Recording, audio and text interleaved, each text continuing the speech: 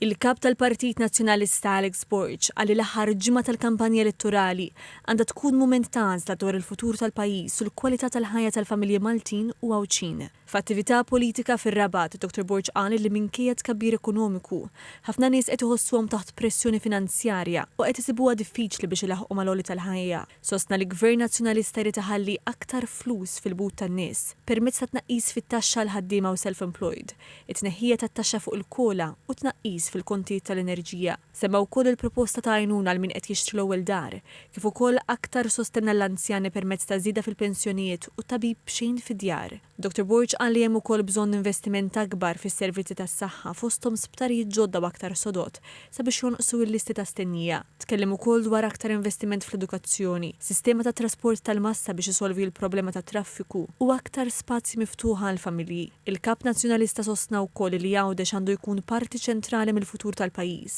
permezz ta' trasport aktar effiċjenti u konnessjonijiet aħjar. Għal ukoll li Malta għandha timxi lejn ekonomija b'aktar valur u servizzi pubbliċi aktar effiċjenti u tenna l-ħtieġa ta' aktar appoġġ għall-bdiewa, sajjieda u għaqdiet volontari. Dr. Borg qal li ż-żgħażagħ għandhom jingħataw aktar opportunitajiet sabiex jibqgħu jibnu l-futur tagħhom f'Malta.